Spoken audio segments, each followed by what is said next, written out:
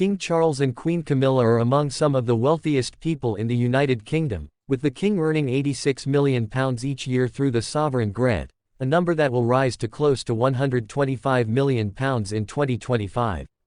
Alongside this annual salary, the King and Queen have an astonishing net worth thanks to their collection of assets, including the late Queen's beloved Balmoral home, several of her racehorses, and an impressive jewelry collection that was started by Queen Elizabeth's late grandmother, Queen Mary.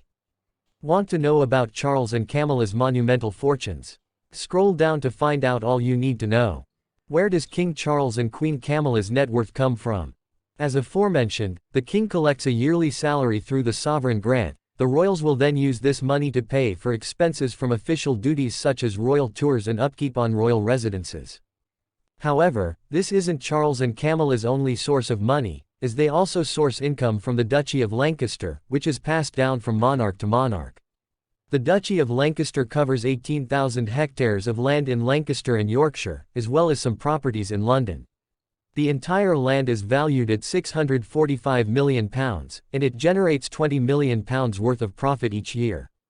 Before becoming king, Charles would have benefited from the Duchy of Cornwall, which covers land in southwest England. However, this was transferred to Prince William when Charles ceased to be the Duke of Cornwall.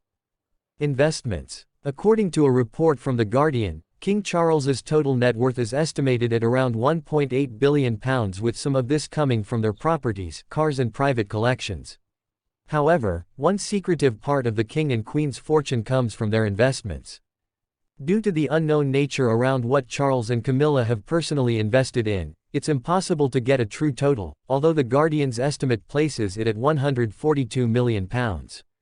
The late Queen is likely to have passed all of her investments onto her son, and in 1993 a Times reporter found that around £43 million worth of holdings was held by Her late Majesty in FTSE 100 companies.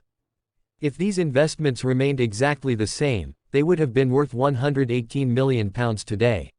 What's more, as the late Queen didn't pay inheritance tax, all of these assets would have transferred to Charles in their full amount.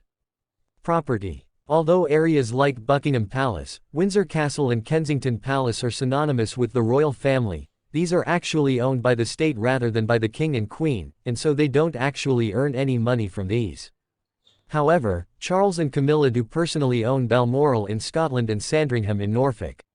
Expert valuers estimated the worth of Balmoral at £80 million, while Sandringham dwarfed this and is believed to be worth around £250 million. Sandringham draws its finances from being a heavily monetized property. Tourists are ch.